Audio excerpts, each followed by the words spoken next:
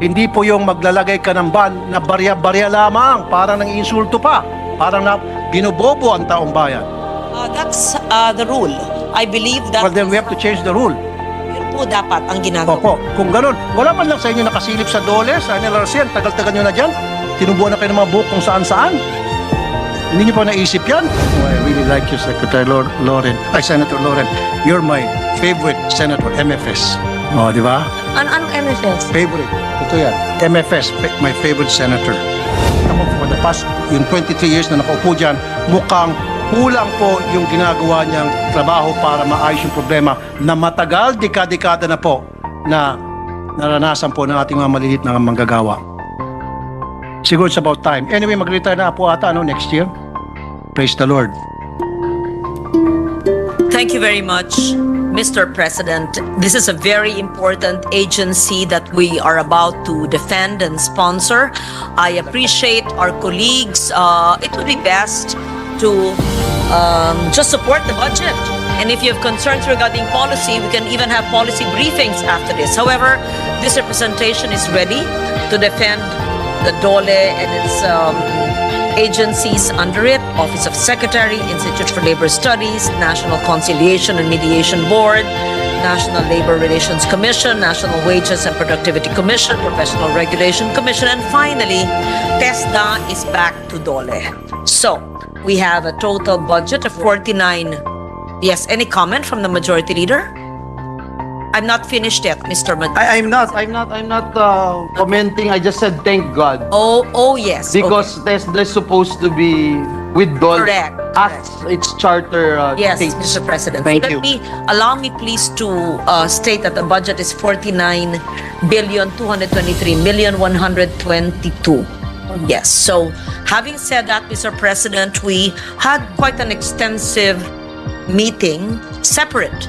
We had a TESDA budget hearing of several hours and another briefing meeting for DOLE, where PowerPoint presentation, we spoke about many programs, and I think we have comprehensively addressed the issues, and we would like to ensure that the issues of unemployment and underemployment and the plight of our overseas Filipinos and those who have lost their jobs during the pandemic and all the underemployed, unemployed will be helped with this budget. We would be happy if we will receive amendments for an increase in the budget of these agencies. Otherwise, I would be happy to answer any and all questions. Thank you, Mr. President. Thank you, Mr. President. Mr. President, at this juncture, I move that we recognize the distinguished gentleman from the province of Isabela, Senator Raffy Tulfo, to ask questions, Mr. President. I so move, Mr. President. Senator Tulfo is recognized. Thank you, Mr. President. Very easy lang po ito mga katanungan ko.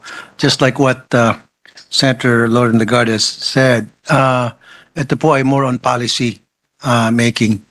Wag ho kayong mag-alala. I'll make it short and sweet.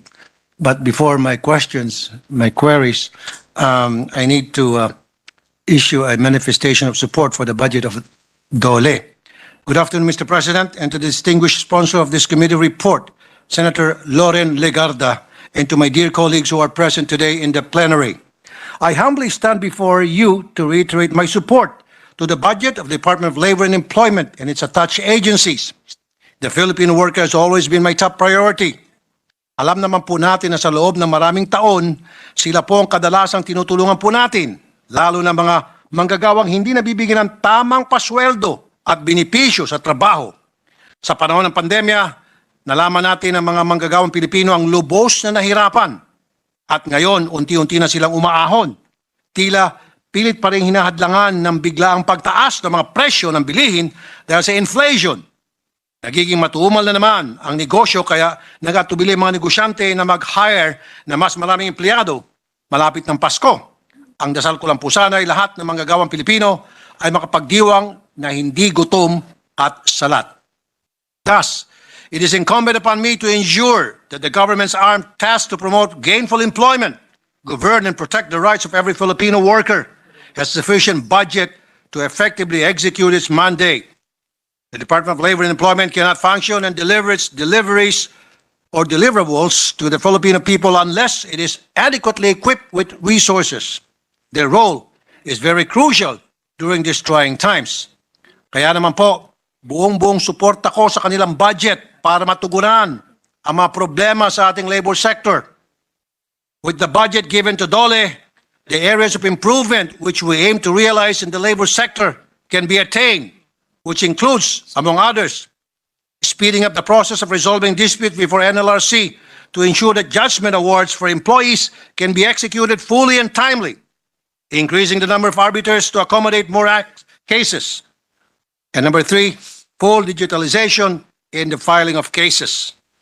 That said, I have a few questions, Mr. President, and I hope our sponsor and the department would gladly enlighten us on this. Umpisahan ko po sa tupad.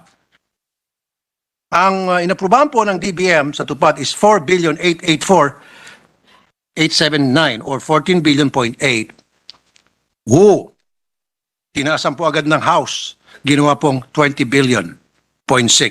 Sinangayunan po ng Senate, 20 billion.6. Ang akin na po pinagtataka, bakit po pag ibang mga departamento, ibang ahensya ng ating pamalaan, left and right po ang pagkakat, pag-slash ng budget at sinasangayunan po ng upper and lower house, lower and upper house. Bakit po pagdating sa tupad, mukhang sa halip na slash o questionin, tinaasan pa talaga? Ano po Magandang katanungan po, Ginoong Tulfo, Senator Tulfo. Yes, sir. Tatanungin ko rin po yan pag ako ay first-term senator. At ako po ay naging congresswoman, kaya nakita ko po ang kahalagahan ng ayuda, grassroots support, ng cash for work. Ang ibig pong sabihin, ito pong tupad, lalo na po nung panahon ng pandemya, ay nakakatulong sa mga tao. Okay. Unang-una po, ito ay cash for work. Marami pong mga out-of-school youths, meron pong mga unemployed, underemployed, meron pong mga gusto ng extra na pagkakakitaan. Pwede pong 10, 20, 30 days po.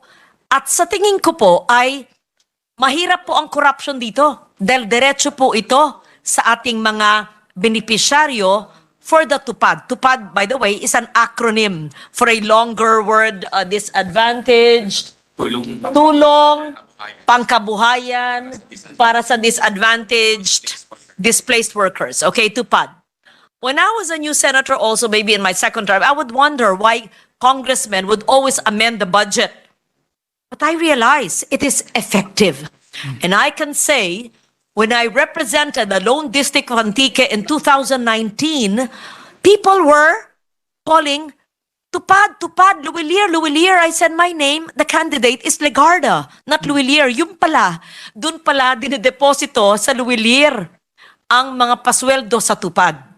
In short, ang laking tulong sa mga magsasaka na siguro ang kinikita lang ng mga kada buwan ay 2,000-3,000, tapos sila po ay kikita sa minimum wage sa 10 hanggang 20 araw, ang laking bagay po.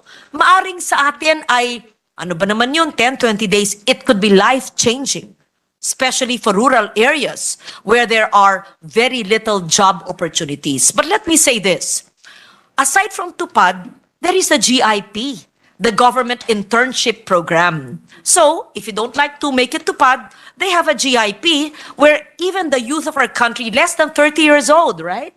Warren? Yeah.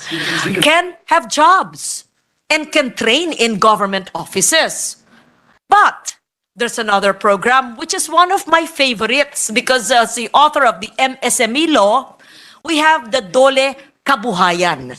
It's a longer process, and this I would ask them to expedite the process of application so that in times of pandemic recovery, we can provide, makakabigay po tayo ng kapital o equipment o tools o gamit sa mga gustong magnegosyo na mga nawalan ng trabaho. Kaya GIP, kabuhayan, or tupad, ang laking bagay po.